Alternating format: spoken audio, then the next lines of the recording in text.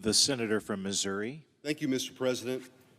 We are at an inflection point in this country, and what happens over the next few months will ring onward far into the future.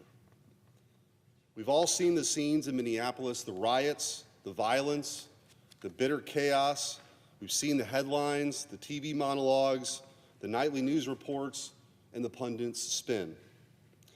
If you weren't paying close attention, it might seem like all of this noise just exploded out of nowhere a month or two ago. But the story of what's happening in Minneapolis didn't begin last month. It didn't even begin last year when President Trump took office. It began on January 20th, 2021, the day Joe Biden became president. The Biden administration did something that has no precedent in American history. They intentionally opened our border to a full-scale invasion and actively sought to block any and every attempt to fight back. Millions upon millions of illegal aliens entered our country illegally, flooding in from some of the most violent places on earth, in direct violation of constitutionally enacted immigration laws passed by multiple Congresses and signed by presidents of both parties. It was the most egregious betrayal of federal law in American history. Trump ran and won on fixing this. It wasn't some minor footnote in his platform. It was one of the most fundamental, defining policies of his 2024 campaign. If you went out on the street and grabbed 10 Americans at random in November of 2024 and asked them what Donald Trump was running on, just about every single one of them will give you the same exact answer: the economy and illegal immigration. And here's the thing. He won. Donald Trump won. And let me repeat that for my Democrat colleagues. He won. He won the Electoral College. He won the popular vote. He swept all the battleground states, running on the promise to end the invasion and send illegal immigrants back home. The promise was one of the key reasons the American people sent him back to the White House. That was democracy in action. You know, we hear a lot of talk from the other side about democracy.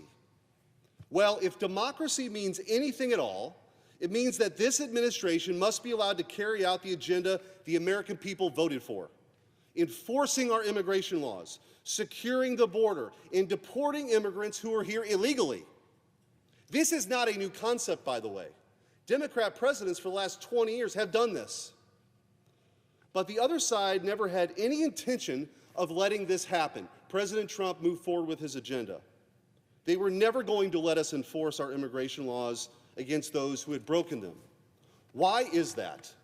Well, because mass migration is not just one policy preference among many for today's Democrat Party. It is the policy priority, the fundamental organizing principle of their entire agenda. It is the foundation of their platform and the final end of their worldview.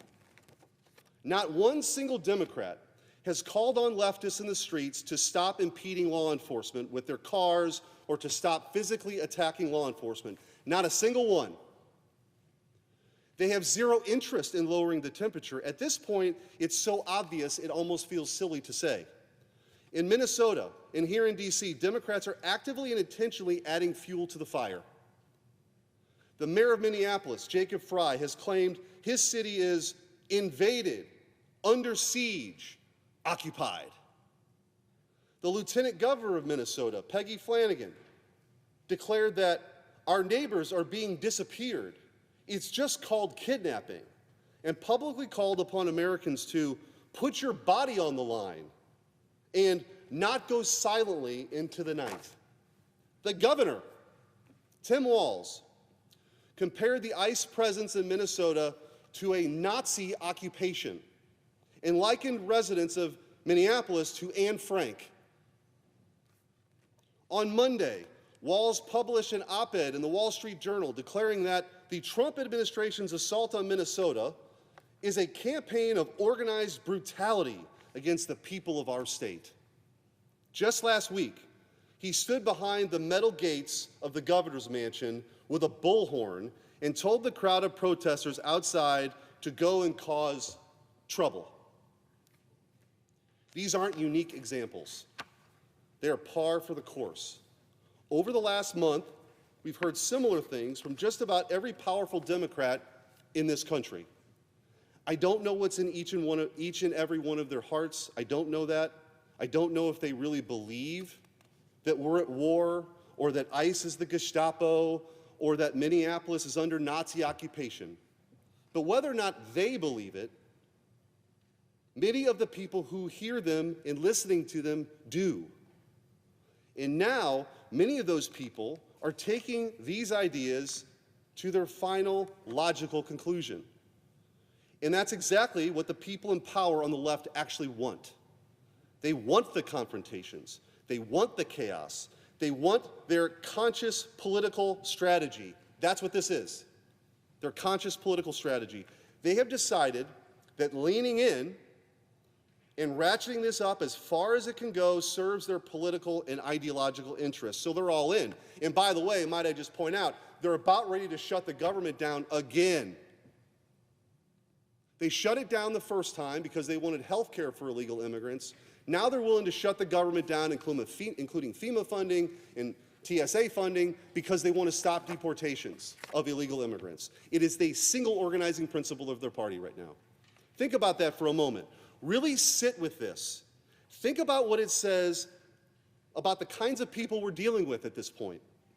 In a better era of American politics, we used to say things like, we all want what is best for the country. We just have different ideas about how to get there. When you hear statements like the ones that I just rattled off, it seems harder and harder to believe that right now. The radicals are people who fundamentally do not believe America deserves to be a sovereign nation, a nation that gets to decide who comes here and for how long and when you have to leave. These radicals have opposed the efforts in Minnesota and across the country to take criminals off of our streets. Criminals like Khu Lo Vang, a criminal illegal alien from Laos convicted of first-degree murder.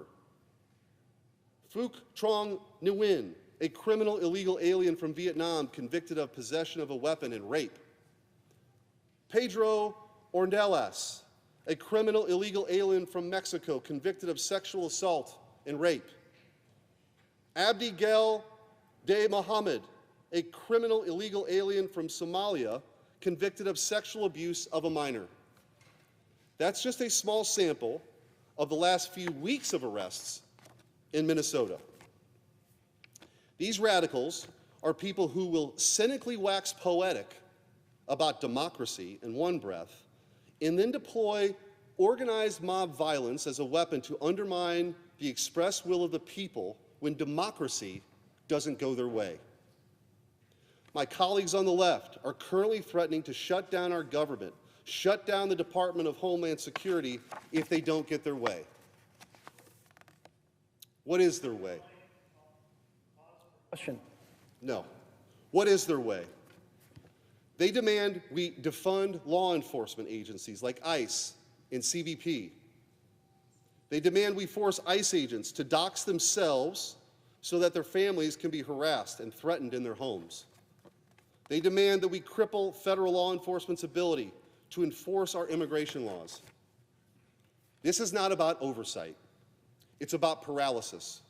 And the objective is mass amnesty, rewarding those who broke the law and punishing the men and women sworn to enforce it. My colleagues on the left are smart enough to know about the trail of American victims that mass immigration has left in its wake. But they've made a conscious decision to sneer and roll their eyes and pretend like it's all just the hysterical right-wing fantasy to advance their agenda. What's really going on here?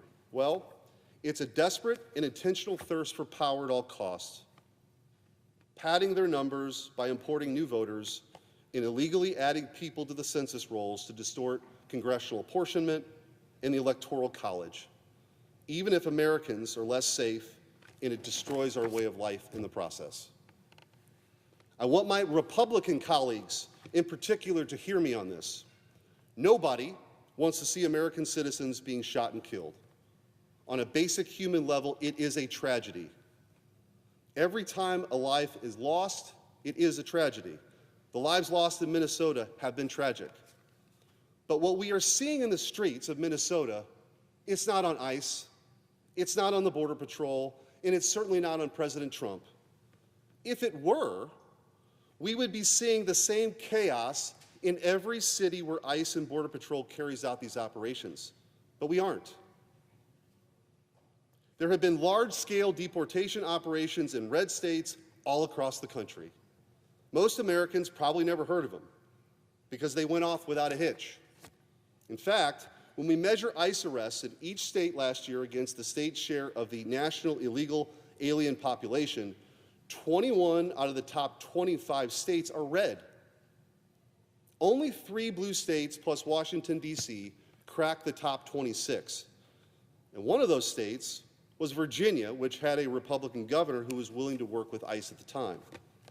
A recent analysis found that just 9 counties account for nearly 2/3 of all violent confrontations with ICE in America over the past year. The number of violent confrontations in those counties was twice as high as the total instances of anti-ICE violence from the remaining 3,134 counties combined. Anti-ICE violence was 590 times more likely to occur in those 9 counties than in any other county in America. All 9 counties are deep blue sanctuary jurisdictions run by Democrats. We hear the left tell us that ICE and Border Patrol are agents of chaos and terror. The data tells a very different story. It's not ICE or Border Patrol that is causing this terror. It's the militant leftists and their enablers in the Democrat Party. And yet, in the face of all of it, the agents of ICE and Border Patrol continue to do their job, courageously carrying out their duty and running towards the fire. They are not villains. They are American heroes. They're on the front lines of the fight to save our country, and we owe them absolute, unequivocal, unflinching support. I want to close by reading a message from a DHS agent on the ground in Minneapolis that was shared earlier this month. Here's what he wrote. It is about -20 in Minneapolis right now, -31 with wind chill. I was leaving the building we're all holed up in. I think we've stacked close to 2,000 people in a building designed for 500. I ran into a grunt officer who's been sent here from Miami. He clearly had just got back from an operation. Dude looked absolutely exhausted. We talk a little smack about how bad the weather sucks, how tired everyone is from the operation tempo. We get outside. I ask him point blank how he feels about risking his life going against Arctic temperatures, criminals, and rioters. He stops, looks at me, and says, "Doesn't matter. We do the job." Then he walks off and jumps in a car to get on another target. No less than 10 seconds later, one of the garage doors where teams are staging at opens, and about 15 to 20 guys roll out in full kit and hop in cars from a different target set. Guys are risking it all in -40 temperatures to grab foreign invaders, getting attacked by the very same countrymen they're trying to protect, with the entire city mobilized against them. They don't even think of stopping for 1 second. They don't eat, they barely sleep, they survive on nicotine and black coffee and the occasional MRE. Not one of the dozens, if not hundreds of men I've talked to even thinks about quitting.